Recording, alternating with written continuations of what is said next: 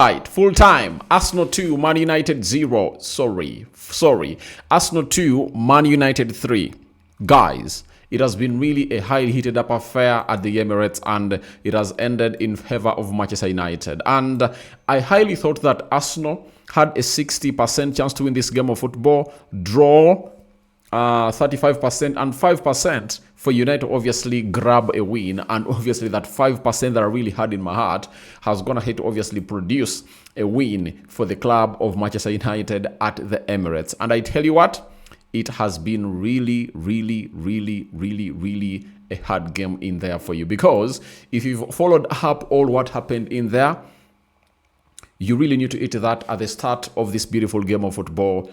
Arsenal was all over the place and they were demanding for goal, not until Odegaard did the needful and Lisandro Martinez went ahead to obviously get a ball into his own net. But 8 minutes later, Zubimendi went ahead to obviously do a howler, and it landed into a Bryan Mbeumo, and Bryan Mbeumo went ahead to round the goalkeeper and went ahead to put that ball in the back of the net to make it 1-1 in there for you. So the first half went ahead to end 1-1. Now, 5 minutes into the second half, obviously, again, United really exchanged some good passes. Remember, I told people that when United gets the ball, they're obviously going to be doing a lot of quick passing. You know, one-touch football is obviously going to be really helping them a lot, because they are going to come in here to do what we call a low block. And indeed, they did a low block, and all they had to do was to hit Arsenal on the break. And it reminded me of the United of Sir Alex Ferguson on how things really went ahead to happen. I think Michael Carrick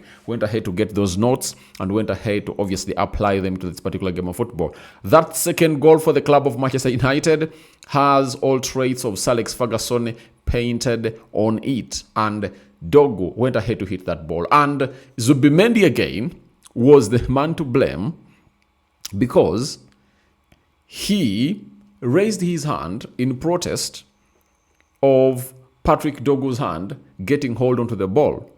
You get? And obviously, instead of stopping him and then complain later, he was like, referee, please. The guy has gone ahead to get hold of that ball with his hand.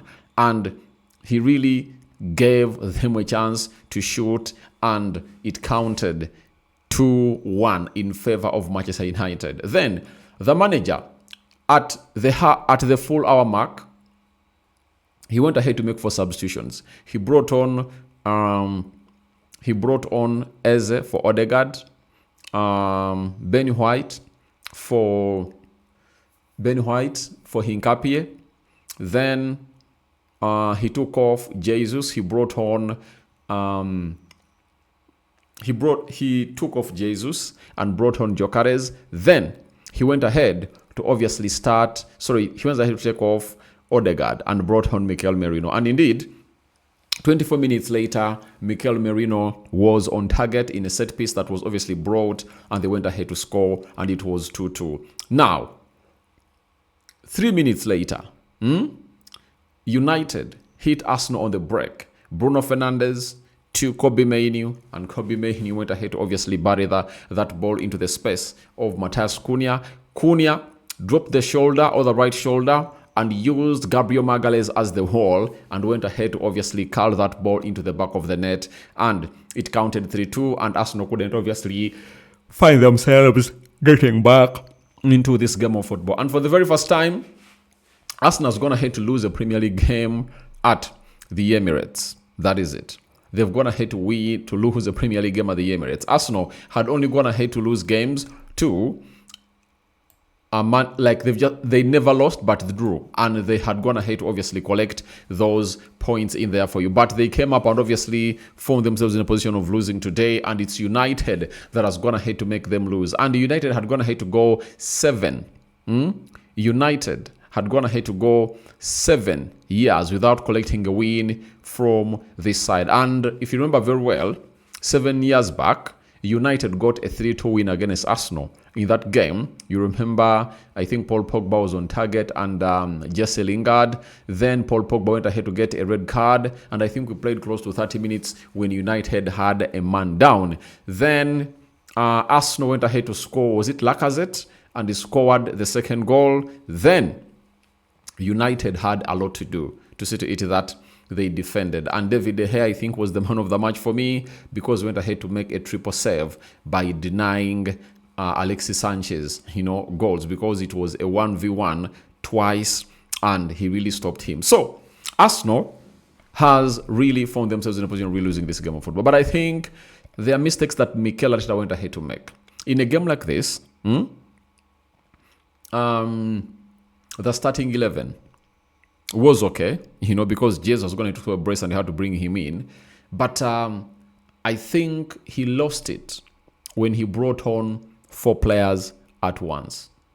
He lost it because that means he had gone ahead to really narrow his he had gone ahead to narrow his options. As we all know to it that you have 5 substitutions to make. Now, if I were him, Hinkapie off, I think 2 would have gone ahead to first come in, because every time you bring in substitutes, every time you bring in these players, the other manager also counters and even pressure mounts. Even the fans are like, all right, let's do it, and bring them forward once, to me, was really uncalled for. What he had to do, get in Hinkapie and Eze.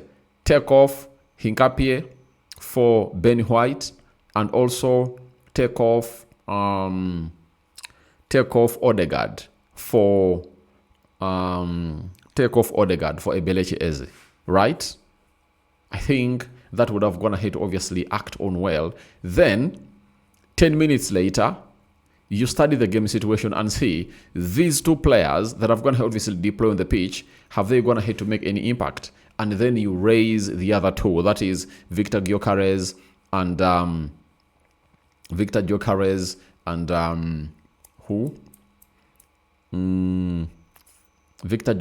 and maybe a Mikel Merino in there for you. You get? So, all you take off Zubimendi in there. But I think the substitutions cost him the game. That is it. Because he showed that he's really losing his head. And he lost his head. That's why he brought on 4 substitutions at once. No need to get on 4 players who are not yet, who have not gone ahead to warm up. And that means you have 4 players that need close to 10-15 minutes to obviously get into the game. Yet, you bring in 2, that means those 2 will obviously try to match up the pace of the others. And then, the other 2 coming through. And even before you bring on the others, or the other 2, you go out and really see those players warming up. That obviously creates a puzzle or a moment of confusion in the mind of Michael Carrick. But what he did to me, I think it was really very, very, very, very bad of him. And I think pressure got onto his head. And these are moments that Arteta needs to know how to handle. And I think he never really acted the best way in there, as he never really went ahead to act in the best way as he is supposed to be acting in there as the manager for the club of Arsenal. I think he got it a little bit wrong for me. He got it wrong, I tell you.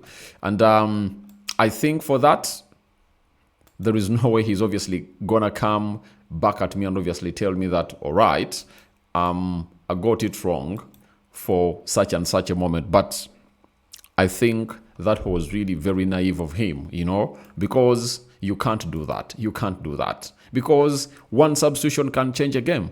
We all know that. And you would have gone ahead to ask yourself, who do I need on the field of play? You get? I think that would have gone ahead to make more sense for him. But the game of football is going ahead to end, and Arsenal's going ahead to lose in there for you.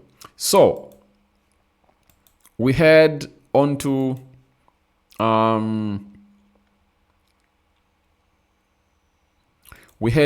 stats of the game and see how things really panned out for these teams in there. And for Michael Carrick, obviously good for him. And the big question is, can he go and play against Fulham at Old Trafford and obviously grab a win? That is what you will be waiting in for. Arsenal, 15 shots. United had 10. 4 shots on target for Arsenal. United had 3, meaning that all the 3 shots of United that were on target went ahead to cross the goal line of Arsenal. And out of the 4 for United, 2 crossed the goal line. 57% ball possession. United had 43. 399 passes completed by Arsenal. United completed 355. 87% passing accuracy for Arsenal. 79% passing accuracy for the club of Man United. 11 fouls for Arsenal. 9 fouls for Man United. 2 yellow cards to the side of Arsenal. And 0 yellow cards to the side of Man United. No red card issued. 3 offsides to Arsenal and 0 to Man United. 9 corners to Arsenal and 2 corners to the club of Man United. And indeed, the kings of set pieces and corners went ahead, obviously, score another one today. But United has to be given kudos for really defending those corners very well that we are coming in through thick and thin, especially in the second half. In there, the table and how it's looking, it really looks like so's. Arsenal 23 games played. All teams have won to play 23 games and they're having 50 points. Man City 23 games played. They're having 46. They're having 46 points. Aston Villa 23 games played, 46 points also, meaning that Arsenal are 4 points ahead of us, ahead of City and Villa. Then Man United is 4th after winning this game. They're having 38 points. They are 12 points off the table leaders Arsenal. Chelsea are 5th with 37 points. Liverpool are 6th with 36 points. Fulham 34 points.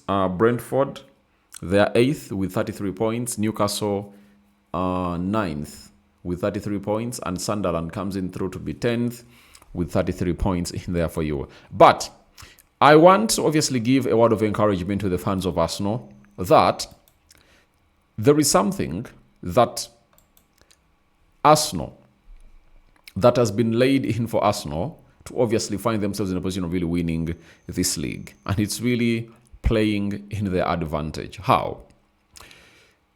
What do we have? Game day. Match day 24. Arsenal. Where is Arsenal? Arsenal is going to be playing which team? Arsenal.